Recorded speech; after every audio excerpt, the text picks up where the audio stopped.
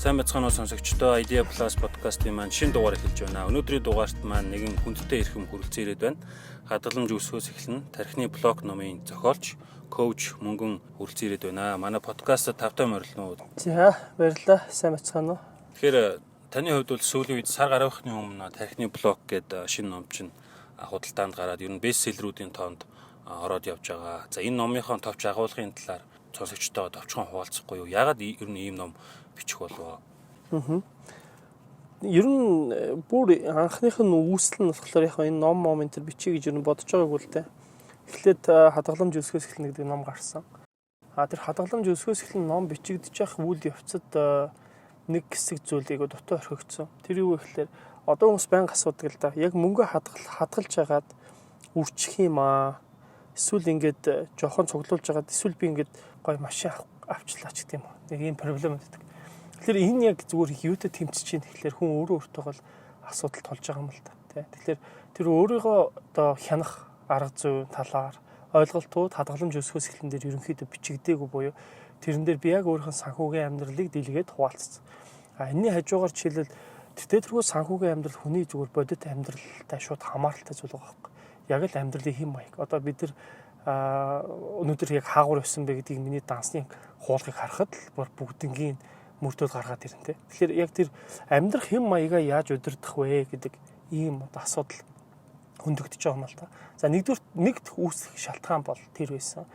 Хольж бичгүүгээр ингээд салгаж гаргаж ирэх. За хоёрдугаарт бол мэдгүй одоо яагаад ингээд ном бичиж чадваа гэдгийг ч бас гайхдаг байхгүй.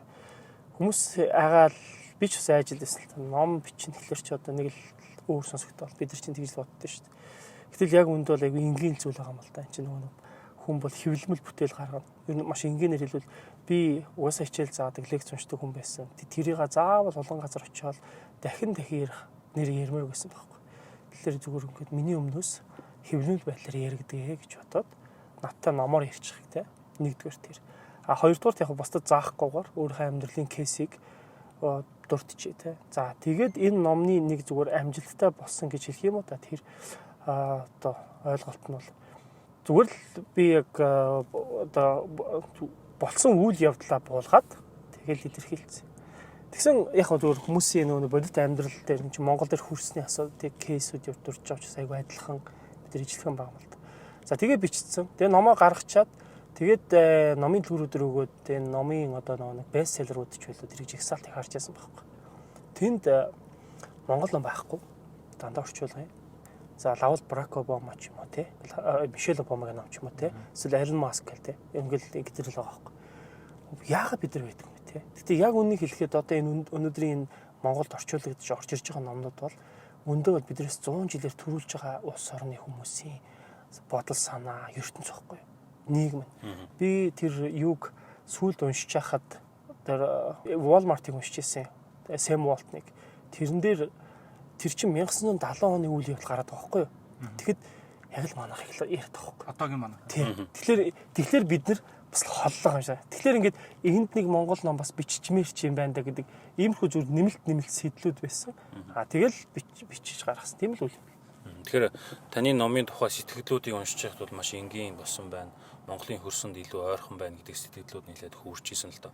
За дотор нь гарчглаад үзэхээр жишээ нь одоо өөрийнхөө хоолтой холбоотой зуршлыг яаж бий болох вэ гэх мэтлээ. Айгу маш энгийн юм шиг хэрнээ хүмүүс бас нэлээд бас эргээд харчмаар юм сэдвүүд байсан. Одоо жишээ нь хоол дээр одоо та жишээ нь нэлээд тодорхой жишээнүүдийг оруулсан байсан шүү дээ. Ер нь бол хоолтыг одоо санхүүтэй холбож үзмээр ч юм шиг те. Одоо мэдээж хүн зөв хоолж иж эрүүл зөв хэмнэлээр амьдрч иж өшөө сайхан сэтгэн эрт басан те. Айгу холбоотой байна л да. Та энэ дээр арай дэлгэрэнгүй мэдээлэл өгч болох уу? Би одоо 34-тэй. Сая 34 насныхаа төрс өдрийг тэмдэглэсэн. Найз нартаа суугаад. Тэгээд ингээ харж байгаа юм л та. 32 хүртлээ би ер нь юу хийж байваа гэдгээ. Энэ 2 жилийн өмнө миний одоо амьдрал дээр нэлээд том өөрчлөлт гарсан циклийн тухай номон дээр өгүүлэгддэг байхгүй юу. Яг тэрнээс өмнө миний одоо буруу шийдэлтэй байсан амьдралаа бичсэн байгаа. Тэгэхээр ингээ бодглохлоор сүүлийн 2 жил 2 ном гарч байгаа байхгүй. Тэгэхээр одоо энэ бол бас л гэлзуулаач байгаа юм шиг тий. Тэгэхээр одоо бодож байгаа. Би яагаад илүү бүтээмжтэй байна? Би яагаад ингээ сүүлийн 2 жил илүү өөрчлөлт хийчихваа тий. Энэ асуултууд. Яг л хүн өөрөө өөрийгөө эргээ гайхаж байгаа байхгүй. Яг л би өөрчлөгдөд байгаа ч гэсэн. Өмнө нь би юу ярьдаг гэсэн гэхэлэр хүний хөгжөөл гоё юм зөндөө ярьдаг гэж яад ингэ бодох. Тэ санаа зовтол тэ. Тэгэл хүн өөрийгөө хөгжүүлэх ёстой хэлний боловсрал, багаар ажиллах чадвар, тийм биелдэн тэ өөр юу гэдгийг тэ ингээл ярих ур чадварч гэдэг юм тэ ингээл явж ирсэн л та. Монголыг тойрсон гэл. Гэтэ яг үндсэндээ бол би юу бүтээва гэхэлэр байхгүй.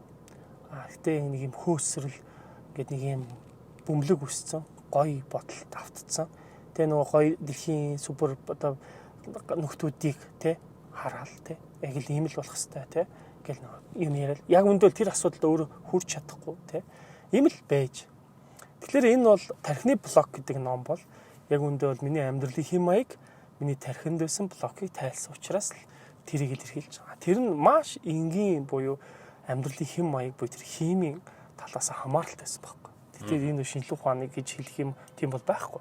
Тэрийг нь би судлаагүй. Яг тэрийг бол судлах ёстой хүмүүс судалсан баг. Яг хоолн дээр энгийн нэрлэх юм бол орой хоол идэхгүй байхлаар хүний тархи амардаг юм байна. Тархи юу нэг их ажилтдаг юм ба шүү дээ.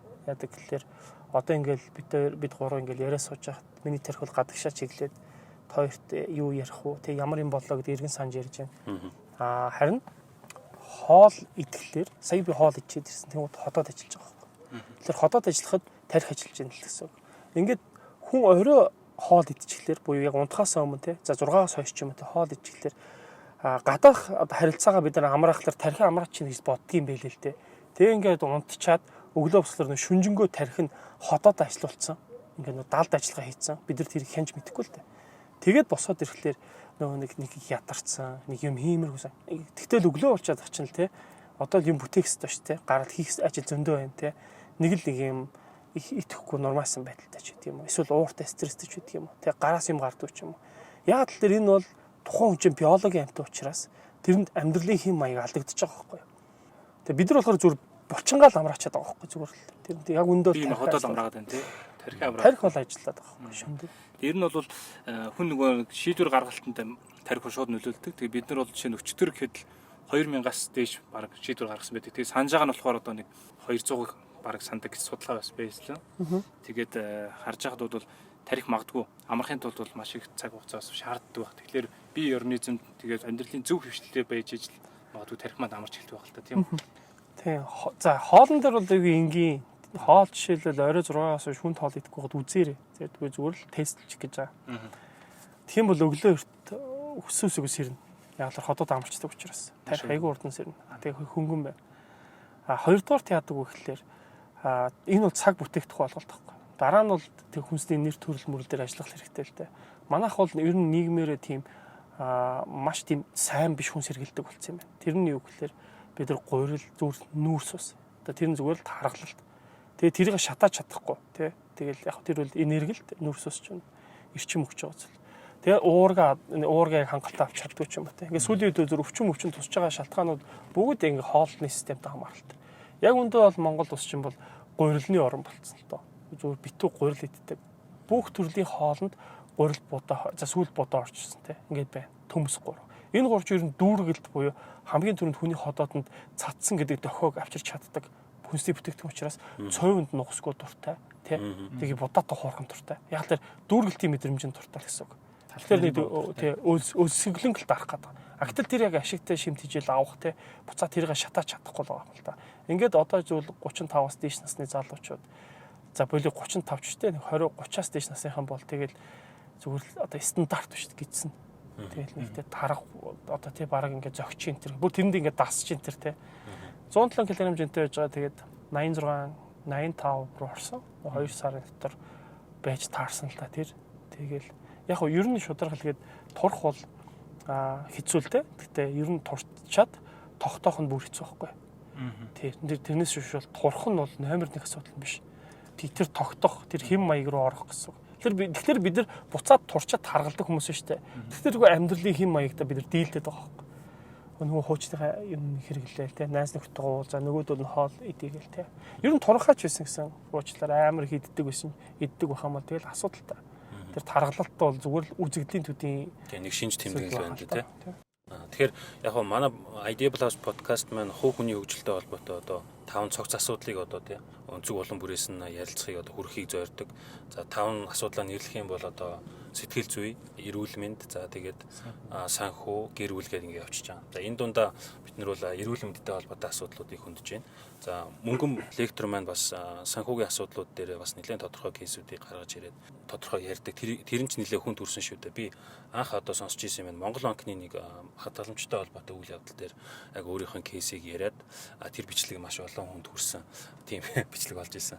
Та энэ санхүүгийн тал дээр яг өдий хүртэл яг юу гол зарчмуудыг ойлгож авсан бэ? Уг нь бол цаанаа бол уг нь байцсан л зарчим юм шиг байна. Гэхдээ тэр хүнд илүү ойлгомжтой хүрэхэд яг юу нөлөөсөн гэж та хардаг вэ?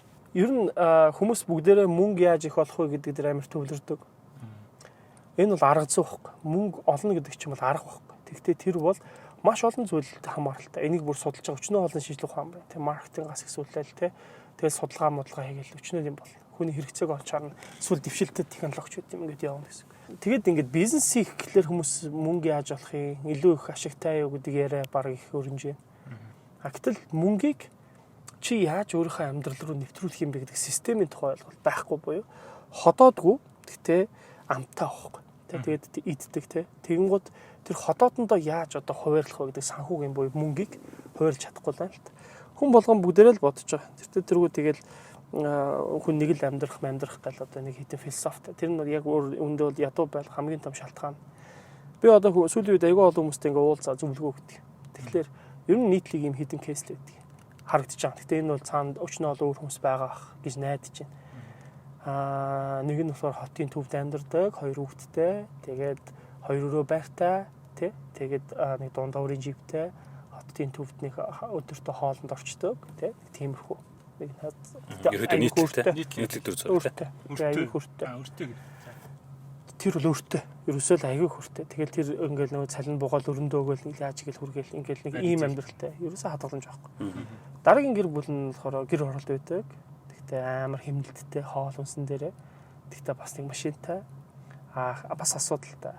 Өөртөө. Тэгтээ хадгаламж байхгүй. Баяр наадам ба дэлгэр тэмдэглэдэг. Гурав дахь нь болохоор мөнгөтэй юм шиг тэр бумын амьдралын хэм маягтай. Тэр нь болохоор 350 саяын байр амьдардаг. Дахиад нэг 150 саяын лагертай. За тийм хүмүүс. Тэгээд орлого бол өндөр сонсогддог тийм нэг юу гэдэг сарын нэг 10 гаргаад авчдаг ч юм та 10 сая. Бас асуудал амар өртөө бас хадгаламжгүй. Яг ийм хэм маяг л харагддаг. Өргөн хүн бас байна. Гэхдээ бас хадгаламжгүй.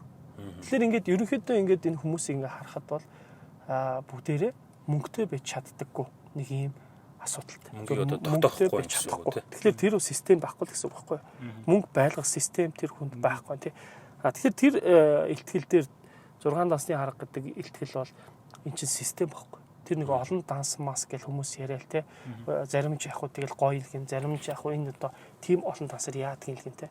Яг үндэ зүгээр мөн чанар нэг юм бэ гэхэлэр энэ над руу мөнгө л өөрөө өнгөхгүй тийм урсамтгай зүйл байхгүй. Тэр юу гэхэлэр тэр урсамтгай тэр нэг юм өнгөхгүй зүйлийг хаашаа хуваарлах вэ гэдэг систем байхгүй. Нэг цул ороод ирэх юм бол хамгийн түрүүнд чамдаар галын төхөө ирж байгаа зүйл рүү чи шийдвэр гаргана. Хүний тархины одоо систем нийтлэгдэж гэж ажилтдаг. Юу гэхэлэр яг одоо ингээд цалин болоо тий. Уг нь бол чи аюу хэм төлөвлөсөн байгаа байхгүй.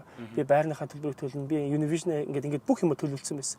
Гэсэн чи банк хажуун сурж ирээ машин зогсчих юм бол хамгийн түрүүнд энийг л муухай харагдуулахгүй байх хэвээр. Энийг л засна гэдэг. Ингээд чиний мөнгө гардаг байхгүй.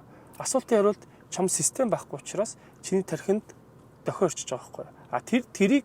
Тэр дохиог жишээлбэл яаж одоо тэр шийдвэр гаргалтыг те яаж одоо блок хийдэг буюу хяналт хийдэг юм те. Тэр нь нөхөр 6 насны систем байхгүй. Одоо миний хувьд бол энэнгээр л чи өдөртөө дөрвөө одоо хадгалаад байхгүй тооц чинь.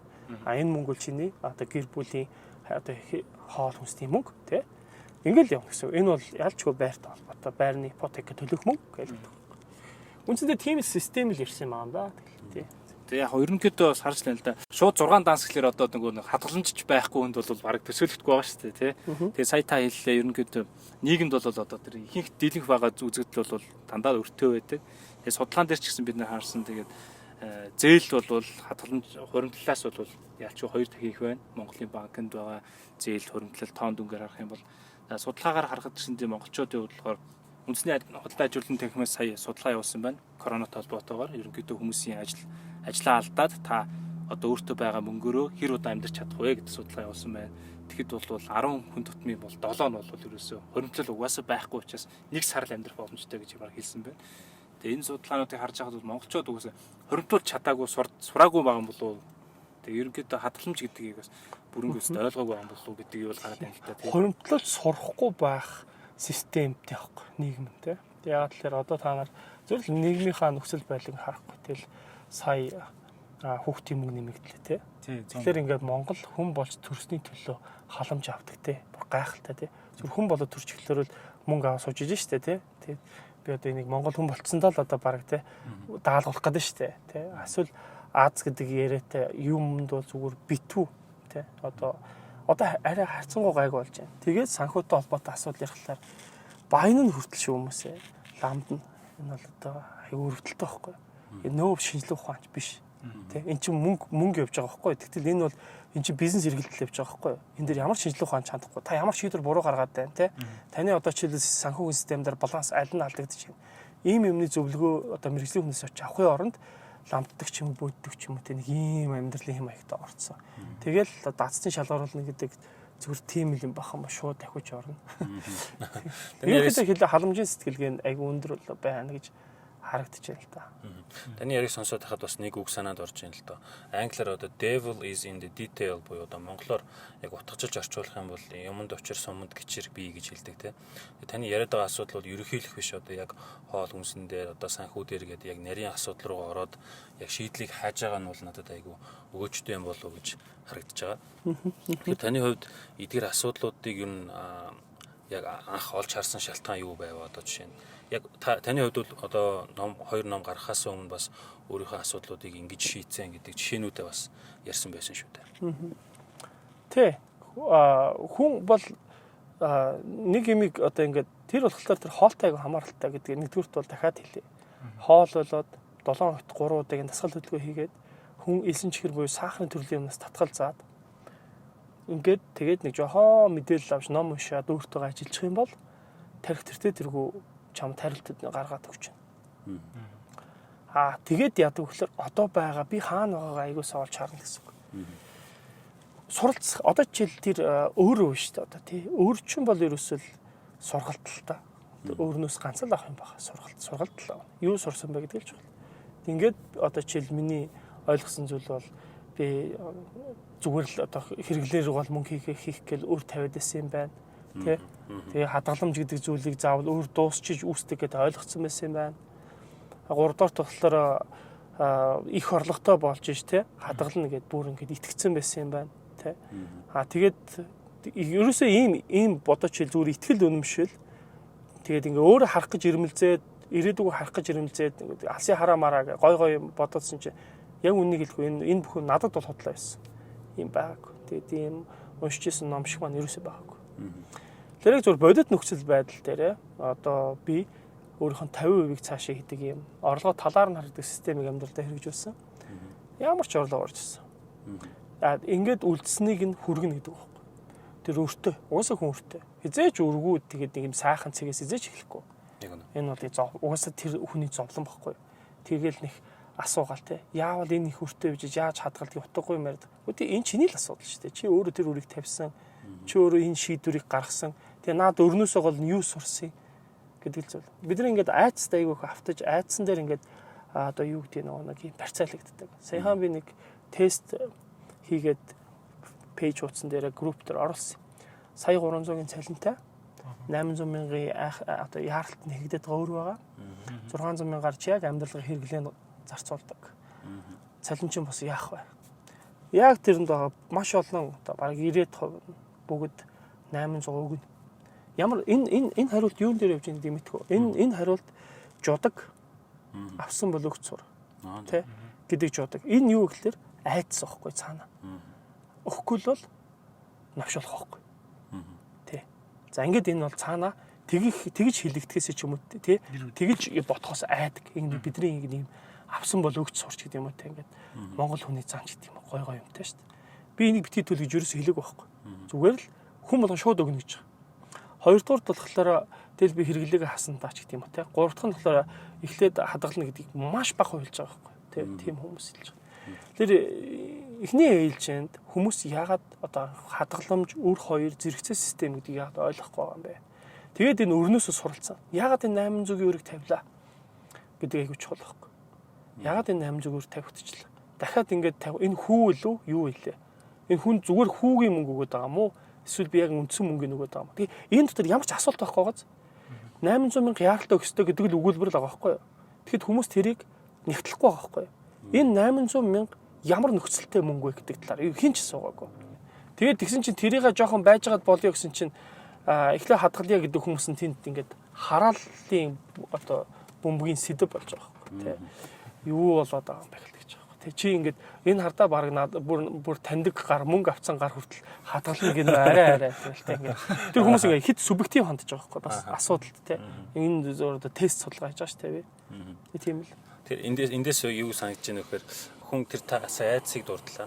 Дээрээс нь бас айдс дээр тодорхой хэмжээний өөрөө анализ хийгээд цаашаа явахгүй бол насан турш чинь бас чамайг араас чинь ангуучилж идэг юм сөрөг зүйл байд юм а гэж бас манай өмнөх зочин ч гэсэн ярьж ил байсан. Тэгэхээр та айдсгээ дурдсан дээр ер нь энэ дээр ер нь хүн яаж задлж харах хэрэгтэй юм? Одоо энэ санхүүгийн шийдвэрүүд дээр анх яг 300 сая төгрөгийн өрөнд орцсон эгчтэн хоёр нөхөртөө хэлээгүй. Тэгээд ирсэн. Гэхдээ тэр хоёрын 300 сая төгрөгийн өрнийх нь сарын хүүн 8 сая. Хэдэн үг гэсэн үг вэ? Тэг ингээ өгнө. За ямар ч өгнө. Ягаад тэр 300 сая өртөө бол чадсан бэ гэдэг чинь бас чадвар واخгүй нэг талаараа тий. Тэгээд тэр 300 саяас юу сурах вэ гэдэг л чухал. Тэр өөр юу ч ирэхгүй заяа тэр стресстэй ч дуусахгүй заяа. Ганцхан энэ нэг юунаас өсөж. Энэ тэр хоёр 450 сая үйл хөдлөлттэй. Үйл хөдлөлттэй. За ингээд өөр хаанаас эхэлсэн юм бэ гэж байгаа. Тий. Анх болохоор тэр 450 үйл хөдлөх нь болохоор нэг юм хашаа байшин дэлгүүр мэлгүүр ажиллаж болдог газар юм байна л да. Гайгүй тий зам даагаа. За тэгээд нөгөөдөх дээр нэг жижигхэн дэлгүүр ажиллуулж исэн чинь дампуурсан юм. Тэр нь 30 сая төгрөгөөс эхэлж байгаа байхгүй юу? Жил байлоо 2 жил явсан ч юм уу та. Тэгээ 2 жил арай биш баха. Тэгээ эхэлсэн. Тэгээд тэр 30 сая төлөхөөл зээл тавиал нөө том хөрөнгөөрөө дэнчин тавиал тэр хүн чи итгэн штэ хөрөнгөтөөд. Ингээд нөгөө 30 сая төлж чадахгүй болохоор хүүгээр төлөөд ингэж явсараад ганц л айлт энэ айдас байхгүй юу? Айдас гэдэг чи кейс нь энэ байхгүй юу? Айдас гэдэг чинь би энэ хүнийг өөрийг өгөхгүй л бол энэ хүн те одоо намайг юу гэдгийг те буруугаар ойлгож чинь эсвэл одоо сайн найз ч гэдэг юм уу те ингээл үргэлжлүүлээл үр тавьж явсараад тэг бүр өөрийнхөө хашаа байшинд амьдраад гэртэн түрээс төлөхгүйгээр амьдарч байгаа хүмүүсээс мөнгө зээлцсэн байгаа байхгүй. Тэг бүр ойлгохгүй зэ. Тэрнээ ч та энэ одоо түрээс мөнгө авдаггүй гэж мөнгө зээлч боцоо хүүгийн нөгөн гэдэг чи одоо юу гэсэн үг юм бэ гэдгийг ойлгохгүй байхгүй тий. Тэгэхээр энэ бол зүгээр л ингээл айдсын тойрог байхгүй. Ерөнхийдөө нэг иймэрхүү системээр ингээд устгадаг. Гэхдээ дандаа сайн хүний дүрээр тэр юу яадаг. Одоо мөнгө хүүдэлгч нар орж ирдэг. Хязгаарч мөнгөний дүр орж ирэхгүй. Чамд итгээд би зээлсэн байхгүй. Яг л чи авах гэж бөө юм болж байгаа гуйж байгаа түүлгэж байгаа тавс учраас. Тэгэхээр тэр хүний итгэлийг алдаж болохгүй гэдэг юм үнсэг. Гэтэ одоо ингээд нэг жоохон шинжилээд үзэхлээр энэ хүүдэлэлт байна уу? Шулалт байна уу? Эсвэл одоо үнэхээр сайхан сэтгэл байна уу гэдгийг харж болох байхгүй. Даанч бид нар энийг нэг талд нь гаргацсан байхгүй. Зүгээр л сайн хүн, итгэлтэй хүн дахиад надад зээлэхгүй бол өстө нүүр хийх газаргүй болно. Тэ? Онооч арчаагүй хүмүүс намайг хилчин ч гэдэг юм уу. Ерөөсө бүх цаана явж байгаа зүйлүүд бол айц систем баг. Тэгээд үрсгөө бол. Эндээс харахад нөгөө банк санхүүгийн байгууллагууд жилийн хүүгээ зарлахгүйгээр сарын хүүгээ зарласнаа бүр нөгөө сарыгаа 30 хоног руу задлангуудаа та өдөрт хэдэн төгрөг төлөөл тийм зурагттай бол тийм машинтай бол гэдэг реклам бол айгүйх явдаг л да тий.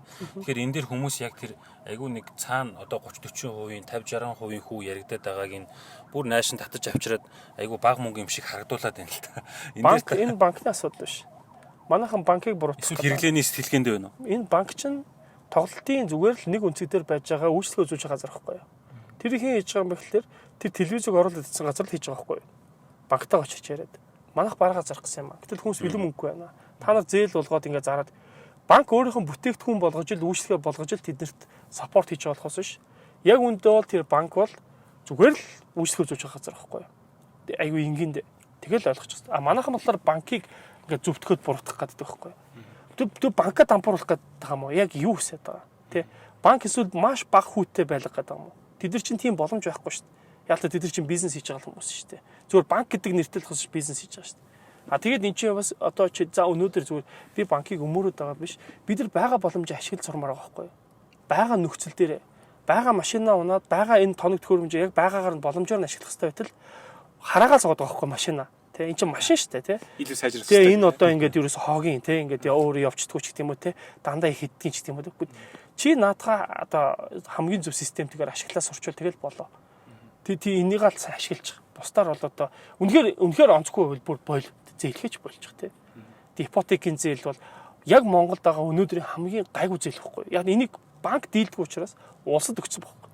Тэгэхээр энэ зээлийг авч чадсандаа баярлах хэрэгтэй байхгүй. Тэг хүмүүс нэг юм дээр барьцаад ойлгодгүй 100 жилийн ялгаатай дэлхий дээр хөгжсөн одоо санхүү болоод те энэ одоо суурьшмал нийгэм те эдийн засгийн харилцааны төлөвийн улстай харьцуулаад нөгөө ах дүү нар тэнцээ амьдраад байгаа болохоор тэд нар болохоор ингээд хүүгүү те 3 жил мөнгө авчаад ах чинь гэд яг хөө тэр шивэд мэд тийм байгаа л да. Тэгэхээр Монгол тэхгүй нэг юу яриад те яах гээд байгаа юм те гэдэг эн чинь ингээд нэг юм яг одоогийнхоо юмыг л хүсэж байгаа байхгүй те. Тэгэхээр энэ бол ялгаатай гэдгийг ойлгохгүй байгаа юм тэр баггүй. Харин тий одоо яг нөгөө ипотекийн 8% хүүтэй зээл бол одоо Монголд байгаа хамгийн гоё зээл шүү дээ тий яг үнэндээ тэгсэн чинь хүмүүс авцсан байжээж ёстой би өөрийгөө одоо шулуулчлаа айгүй хэцүү байна гэх тэгээд байгаа байхгүй тий. Тэр нь бол Монголд бол яг энийг харах юм бол санхүүгийн боловсрол буюу одоо энгийн хэрэглээтлийн зээл бол одоо яг Америк шиг ч юм уу болж байгаа шиг байна. Тэгээ сая бид ярьсан одоо тий зүгээр будаагчаач хүртэл зээлж авах хэрэгтэй юм байна гэдэг ойлголт ч юм уу. Яг тэр яг хөө тэгэл тэр хүнийг тэнэг дээр нь тоглолтын нэгдэг чинь юм шүү дээ. Тэгэл яавал энэ хүнийг одоо тэр хүмүүс мөнгө юма зармаар байгаа байхгүй юу? Яг үнийг хэлэхэд бизнес юмрэн шүү дээ. Тий. Тэгээд оролд ирсэн чинь хүмүүс чинь мөнгөгүй байгаа даа шүү дээ. Гэтэ цалин боо. Тий. Тэнгууд нөгөө цалингаас нь яаж дахиад хувааж гаргаад тий. Тий бас хажуу дундуур нь бас банк бас ашигаа хийгээд тий. Ингээ явчих гэхэлэр эцсийн хэрэглэг чинь хүн л тэнэг л байхгүй юу? Сонголтгүй. Яг энэ бол тэгэл Монголд л явж байгаа үйл явдал та. Тэгээ энэ яг юугаар илэрдэг юм бэхлээр та нар мэднэ шүү дээ. Одоо Монголын од нь хүртэл гуйлгах шүү дээ өвтгөлөөрөө. Маш олон кейс байгаа шүү. Монголын одууд нь гуйлгах юм байхгүй юу? Яг өвтгөлөөрөө. Яг өвтгөлөөрөө. Тэгээ тэр үед бол ард түмэн мөнгө өгөөч, зээлээч, туслаач, хандрын данс мас гэл. Тэдний яг амьдрал дээр яг ямар байсан бэ та нар мэднэ шүү дээ. Яг одоо бидний хааж байгаа гоё машин суугаал. Тэгээд хамгийн гоё хаус гэдэг амар хэцүү амьдралтай байхгүй яг үүндээ зүгээр л харагддаг. Нэг юм дүр эсгэлтийн хэрэглээний гэсэн үг. Тэгэхээр энэ болгон чинь нөгөө нэг тэгтээ тэр чинь одон шүү дээ. Яаж л юм одон одоо өөрийгөө эмчилчмээр байгаа байхгүй юу.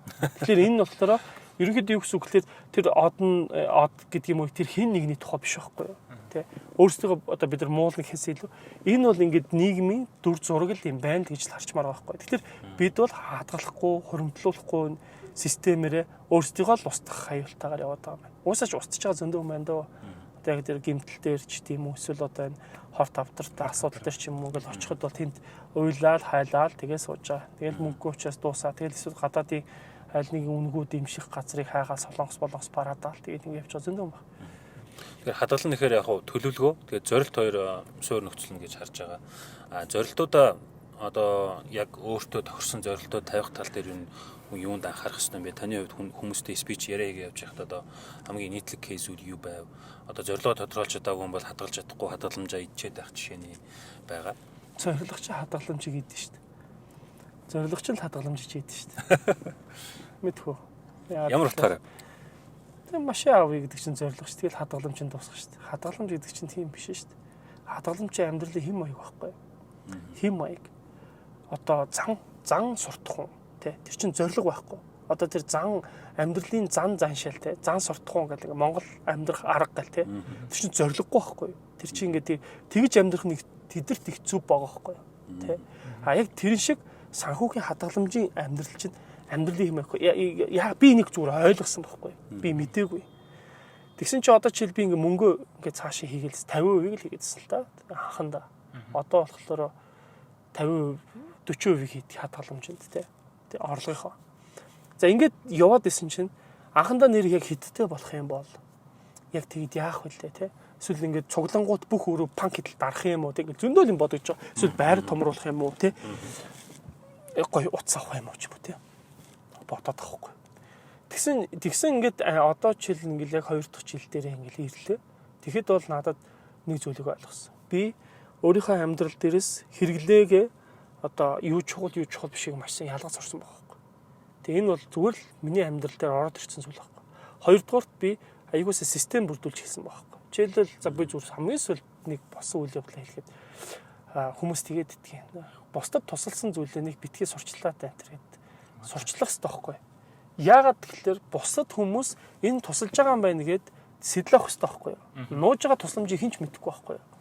Тий. Тэгэхээр зүгээр энгийн дээ. Тэр нуугаад яг яах гэдэг. Яг зүгээр реклам хийж улс төрийн нэр хүнд хөөгч байгаа гэдгээс татгалж өгч магадгүй. Карьерийн тухай яриад иж магадгүй.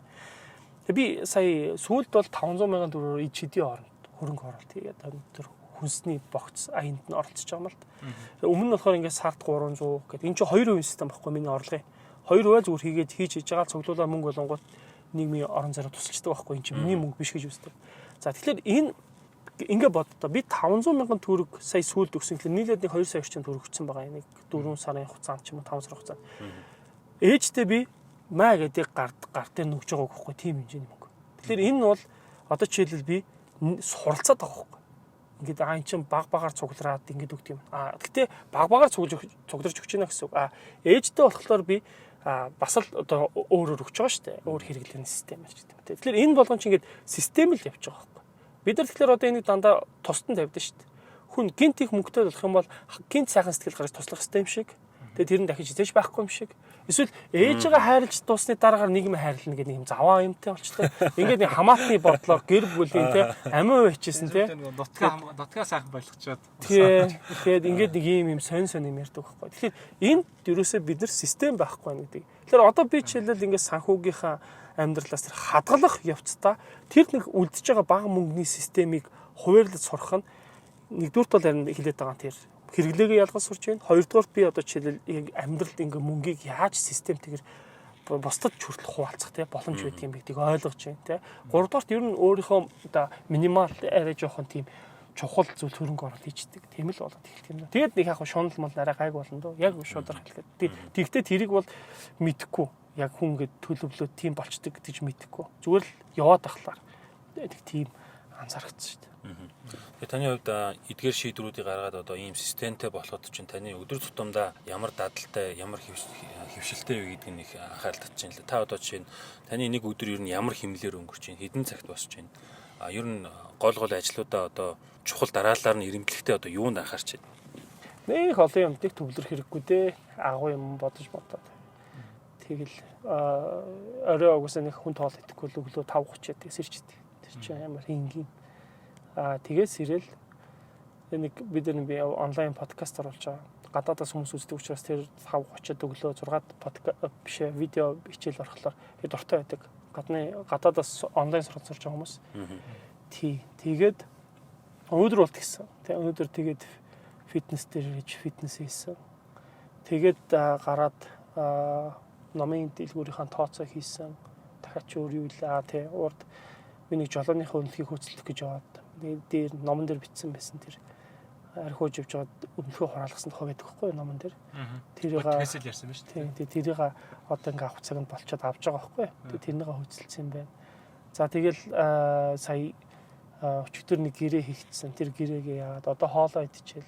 Ер нь ингээд амьдралд маш тодорхойлж хийж чадах зүйлийг юу юм бэ гэдгийг хэлэхэд фитнесээ хийж чадна, хоолн дээр анхаарч чадна, ном унших цагтаа уншиж чадна. Тэр хийж чадах юмнууд бол ийм л юмнуудыг хийдэг.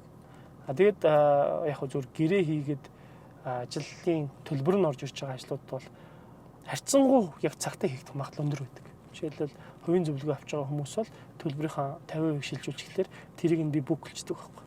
Төлөвлөгөөн дээрээ ажиллаа болно цагийг зааж өгнө. Яг л тэр хүн төлбөрөө төлсөн учраас. Тий. Тэгэхээр энэ бол ингээд зүгээр Монголд одоо миний хэрэгэлдэг арга техникүүд л гэсэн үг л дээ. Тэгэд дундуур номоо бичнэ. Одоо тэгэл гэр бүлтэйгээ одоо бас нэг амралт тий нэг одоо нэг 100 болж байгаа учраас амарчмаар. Тэгээ тийм л төлөвлөгөөтэй шүү дээ. За ер нь бол та эхний номоо гараад маш амжилттай явсан. Одоо хоёр дахь ном маань бас одоо гарлаа. Хоол болж идэх бас нэмэлт одоо орлогын өсвөр бас болж байна. Бичлээ. Гоё шүү дээ. Одоо залуучууд ч хэмч бичлээ. Тэгэхээр энэ яах вэ гэхээр энэ чинь бичих ёстой байхгүй юу? Харамлаад ах юм байх биш байхгүй юу? Энэ хэн бич? Энэ одоо бичдэг хэн бэ юм бэ? Болохгүй байхгүй юу? Энэ чинь self publishing буюу тэр хүн өөрийнхөө бодол үзэл санаа тий зүйлийг хэвлэмэл байлаар гаргаж байгаа юм байхгүй юу? Яг одоохондоо зөв Монголд уншигчийн зах зээл тийм их биш. Одоо тэр тэлж байгаа байхгүй юу. Манайх маш бага уншигчтай тий. Европ энтерт бол уншигчдын тоо асар өндөр. Тэрийг хувь хүн хийж чаддаггүй. Тийм учраас хэвлэлийн паблишинг компанитай хамтран нөгөөд бол саяас доош хэвлэхгүй. Тэгэл тэрийг хэвлэх мөнгө төгрөгвөл нэг хүн бол хэд дахь ахтах байхгүй тий. Тэр ингээд ийм паблишинг компаниар дандаа дамждаг. Хэзээ ч хувь хүний ном дэлгүүрлөж очиж тавигддаг байхгүй. Манайх жижиг зах зээлтэй учраас яах вэ гэдэг. Гэхдээ яг асуулт байна. Яг үндэ бол ном бичээд баян амьдарч байгаа байхгүй. Шудраг хэлээ. Зүгээр тийм л одоо оюуны хувьд байсан байхгүй юу? Нэмэлт орлого гэдэг. Нэмэлт орлого харин би 1000 ном хэвлэж ирсэн. Тэгээд 1000 ном хэвлүүлэхэд чинь нэг нь 4500 болоо 5000-аар хэвлэсэн байхгүй юу? За тэгэл ингээд 4,500 тий. Олно шүү дээ тэр чинь. Тэгээ хэвлүүлсэн. Тэгээ тэр чинь зарагдах үн мэддэхгүй айгүй хэцүү. Чи маркетинг зарт юу ч байхгүй. За тэгээ номоо анх авчираад ингээд номын дэлгүүр дээр өгнө. Асуулт хэдийг авдаг гэж бодож байна тий. За 10-ыг л авъя гэдэг байхгүй. Шинэ ном учраас. Бүр 5-ыг ч авъя гэдэг. Тэгээд тэнгуут би чинь нөгөө нэг яг анх бодохдоо яг 1000 ном хуваал өгчих юм болов уу гэж бодохгүй юу. Тэр чи агуулж магуулаад байхгүй тий. Тэгсэн чинь тийм байхгүй. За ингээд хэд хэдэн ном ингээ аваад тэгээд за би хизээ ирэх вэ гэхлээр тэг ярих гэдэг байхгүй. Зарагдах юм бол ярьдаг байхгүй. Тэгэхээр яг үндэл энэ нэмэлт бизнес орлого гэж харж энэ номыг бичих юм бол чи хэцүүдэндээ найдвартай. Чи зүгээр цаасан дээр юм хийгээд тэгээд дараа нөгөөдөгтөө стресстэй гэрт чи хог болоод тийм хүмүүс би мэднэ зүгээр тийм байдаг. Энэ ямар ч орлоготой хамаардаг зүйл байсан. Зүгээр л хуваалцах байсан. Гэтэ би мөнгө олё гэж бичээгүй шүү дээ. Мөнгө олё гэж бичсэн байсан бол одоо хогийн юм бичсэн билгүй. Гэс гаргаад тий бас нэг жоо хүнтэй зараач юм эсвэл хямдхан зараач юм тий. Зарагчлаа хэлгээл тий. Гэхдээ эн чинь ингээд нэг юм эн чинь гинтийн билэг болчиход байгаа байхгүй. Яг өмнөх хэлэхэд бид ингээ гаргацсан чинь энэ ингээд хүмүүс уншаад тэг яваад байгаа байхгүй. Чи мэдхгүйгээр яваад байгаа байхгүй. Тэгэхээр хүмүүс болохоор тэр яг зөв хөндлөнгөөс бол гоё үнэлждэг байхгүй. Энэ ингэсэн юм байна тэр. Бизнес хийхэд болж идэв юм те. Тэгэхээр яг миний нэг мэдсээр миний орлогыг маш сайн тэлж өгсөн зүйл мөн л доо. Ном бестселлер ном гэхдээ бестселлер байлаа гэх таамаар нэг зарагддаг гэвэл бас хэцүү л те. Тэрээс сонирхоод үзвэл яг амьдрал руу н ороод үзэхлээр окей. Та ном дээр бас төсөөлийн тухай бичсэн байсан. Бид зочдтойгоо төсөөлийн талаар нэлээд хуваалцдаг л да. Хүн одоо төсөөлж чадвал, төлөвлөж чадвал ингээд зургуулж чадвал тэрийгэ биелүүлэхэд илүү ойртоод явдгаа гэсэн ерөнхий концепц явж байгаа юм л да. Таны хувьд одоо цааш тийм том зорилгоо төсөөлөх те өөртөө илүү ойртуулах тал дээр юм ямар аргачлал ямар бодолтой явдаг вэ? За одоо яг жоохон төсөөлөлд бууж байгаа. Одоо л тэрнээс өмнө их төсөөлөх аргыг бол санал болгомоор байсан. Би харин зориггүй амьдрал гэдэг өөрөөлөг төвшүүлж шүү дээ. Хүмүүстэй зоригоор явах гэдэг тийм. Зориг чи стресс байхгүй юу? Яг үндэ бол тэгэл яг тэр зориг хаанаас үүссэн юм? Шунлаас үүссэн юм уу? Зөв сэлхийн их сурвалж нь харж байна тийм. Ер нь л тийм байдаг зориг ч субъектив байдаг байхгүй дийлэнхтэй. Би амжилтанд хүрнэ уулмал тийм уулмал байхгүй шүү дээ. Тэр нь дарцаг марцаг зоогоо тийм зориг марлгаа тийм. Яг үндэ шууд нөхрөө унд шүү дээ. Яг уул руу гарна шүү дээ. Тэгээ тэр нөхрөө унчаад ойлгохоо ичгэлдэг байхгүй. Уг нь уул бодож явсан байхгүй. Тэгсэн чинь бүр амар хэмжээгүй нөхрөө унчиж байгаа байхгүй. Тэгэхээр хүн ер нь яг бодтойгоор хэлэхэд бол бид нар яг одоо байгаа нөхцөлөө сайжруулж чадахгүй хүн тэр зориг харах хэмжээний майнд тархин хөгжөөгүй байж юу бол юм зоригсан юм тий. Тэгээ одоо нэг 2020 оны төлөвлөгөө гаргаад алаад өгнө гэж орсон коронавирусд алууллаа шүү дээ. Бүр хизээч төсөөлөөгүйгээр бүр нөхөн дурлаа шүү дээ. Тий. Бүр бизнес бүх юм амар зээлтэйс хүмүүс бүр баларж байгаа шүү дээ. Тэр хинч төсөөлөг байхгүй юу. Тэр зориг чинь тэгээд хайцсан юм. Нэг хоёрдугаар бас ямар ч мөнгөгүйч яг хоо зориг тавина. Тэгэхээр ингээд бид нар нэг ийм бас нэг юм чинь блок واخхгүй да. Амжилт гэж ярьдаг хүмүүсийн явж ингээд цэнэглээ хийцэн тий. Тэр зүр эхний хувьд бол зүгээр миний санал болгож ирсэн. Би өөрөө зориггүй болж амьдэрсэн л да. Тий. Зүгээр өнөөдрийг харин яг одоо хийж чадах зүйл бол тасгал хөдөлгөөн хий. Яг одоо би ном өөрийнхөө санхүүг асуудлыг шийдэхэд бол ажил болоод хийчихье тий. Яг ийм системд ороод ирэнгүүт мөнгөө цааш хийчихье. Тэрийг юун зорж ямар ч хамаагүй тэр яг хэдэн төгрөгийн хадгаламжтай болж болохгүй тий. Шатаж матаа шаалж маллаа тий. Тэр хамаагүй өөрөө дуусах юм уусыг тэмүүлэл байхаар зүгээр ингээ хуваагаад баг нөхчий. Гэхдээ ингээд ийм энгийн гэхдээ өөрийнх нь дадлыг системээ сайжруулад байгаа байхгүй юу тий. Үндсэн Ингээд дэсэн чинь нэг мэтгэд яг үннийг хэлэхэд миний зорилгоос ч том орчиж байгаа байхгүй миний өөрчлөлт. Яг үнэ. Хүн яг тэр том зүйл рүү бас очиос 25 сая төгрөгийн өрнөөс өнөөдөр 200 сая төгрөгийн тэлэлт хийсэн байхгүй 2 жилийн дотор. Тэгэхээр чинь би мэдэхгүй байхгүй. Би анх 25 саяд дарч марсан байхгүй шударга хэлээд. Тэрнээс дэше харагдахгүйсэн байхгүй. Зориож харагдахгүйсэн байхгүй. Гэтэл эн чинь бол одоо 500% хосчихж байгаа байхгүй. Яг нөхцөл байдлаа харахад бол хинч 500% зорилго тавихгүй шүү дээ. Мэдэхгүй шүү дээ. Тэгэхээр хүн бол 100% зорилгоо ингээд нэг юм авчигнаж тавина шүү дээ. Амжих болов гэтээ барахгүй байх л та. Гэтээ авт тавьчих гэл те. Тэр нь ингээд стресстүүлэл те явах л та. Тэр энэ үлийн ийм л өөрчлөлт. Одоо зүгээр харин одоо чиглэл буюу асуудал тодорхой болж байна л та тий. Тэр нэг юм гэхэлэр яг ингээд ийм ажил хийгээд би санхүүгийн талаар ингээд ном бичин ч гэж мэдээгүй, санхүүгийн тухай ингээд лекц уншдаг хүн болно ч гэж бодоагүй тэг явсан байхгүй. За одоо болохоор нэгэнд миний ажлын маш том хувь бол энэ болчих. Яг л энэ би өөрөх асуудлыг шийдсэн чинь хүмүүст ийм асуудал байгаа юм байна. Тэр бид нар туслах хэрэгтэй юм байна. Яг л ингээд байгаад байл байгалах юм байна. Би ингээд навшраа чимэг болчих болно л тоо. Гэтэ ингэмэрг байна. Яг л би тийг чадахгүй юм бэл. Тэгээд одоо ингээд лайв хийгээл тий. Тэгэл нөө 6-аас энэ тэнд яриад тий. Тэгэл номоо хүмүүст хүргээл тий. Тэг ингээд ийм зарчмаар явж байгаа. Яг үнгүй бүгдийг хилээд байвал хилээд байна. Гэтэ яг үндэ үнгүй юм бол хөгийн байдаг байхгүй. Шудраг хэлгээд. Яг тэр одоо үнгүй кофе бол тэгэл явахгүй байхгүй. Тий. Харин мөнгө төлсөн учраас хүн хэрүүлэг идэх байхгүй. Кофений хотлоо. Энд чи юм байна, тийм байна гэдэг. Тэгэхээр хүн бол тэр авч байгаа мэдээллийнхээ үнцнийг өгчиж буцаах тэр хэрэгэлдэг тийм төлөв айгүй өндөр байдаг. Болик гэдэг ном өнөөдөр уншихад хүн тэр чи 20 дээр авчиж байгаа байхгүй. Тэгэхээр тэрийг уншиж байгаа байхгүй. Яг тэр юунд мөнгө төлчих вэ гэдэг. Зүгээр ингээ мөнгө аваад мөнгөгүйгээр аваад тавьчихаг байхгүй тий. Тэгэхээр яг иймэрхүү эн чинь бол ингээд одоо систем байгаа байхгүй тий. Ингээл хуваалцаад байсан чинь хүмүүст хэрэгтэй гэдгийг ойлгоод. Одоо тэгэл яг хоригдлын нэг юм сэтгэлгээг өөрчлөх давлгаа хүсэхийн тулд яах ёстой юм бол аппликейшны салбар руу энийг нь оруулах гэдэг нэг үздэг юм уу? Эдгээр дандаа хэрэгцээнүүд цаанаас ундарч байгаа. Тэгээд дахиад одоо жишээл хадгаламж өсгөөс эхлэн бол яг үндэ бол уналтнаас босох систем баггүй юу? Бүх хүн таарахгүй гэсэн үг. Маш их хүртэ асуултаа үндэл таарна тэр ном. Яг л би тийм байсан ч учраас тэргээ бичсэн учраас одоо яг миний проблем болохоор арай өөр төвшний дахиад нэг бүлгийнхэн байгаа байхгүй юу? Мөнгөтэй байж чаддгүй гарууд байхгүй юу? Жохон мөнгөтэй олчлоор нөгөөдөө үрчгээс авч хайчих гээд ингээд дотроос гжигдүүлээ суучдаг байхгүй юу? Мөнгө нь өргөж гисэн тий. Ер нь бол ингээд яхаа яз гэл те гинт ингээд нэг юм хүмүүст вау гэж хэлүүлэх гээд ингээд те тайзан дээрээс гарч ирэх гээд те. Тийм юм хүмүүс ингээд яг тэр ингээд хөдөлгөөд байгаа байхгүй юу? Их мөнгөтэй мөртлөө маш хурдан мөнгө болж байгаа хүмүүс байна. Тэгэхээр их мөнгөтэй болно гэдэг нь арга зүй буюу ур чадвараар бизнес сэтгэлгээр мөнгөтэй болчихж байгаа байхгүй. Тэр нь тогтохгүй байхгүй. Тэр нь эсвэл өөр нь хорлох байхгүй. Энэ юу гэхээр мөнгийг тогтоох тэр хүнд систем байхгүй байхгүй. Тэр мөнгийг ингээд тогтоож барих. Гэдэг л асуудал байгаа юм байна гэдгийг ойлгох учраас одоо ингээд төвшөндөө өөрийнхөө ухаарж байгаа зүйлийг хуваалцаал саналд одоо хэлээл те. Одоо яг хөө тэр чиглэлээр 2-1 бүтээл ном гаргаад би ном бичдэг болохгүй.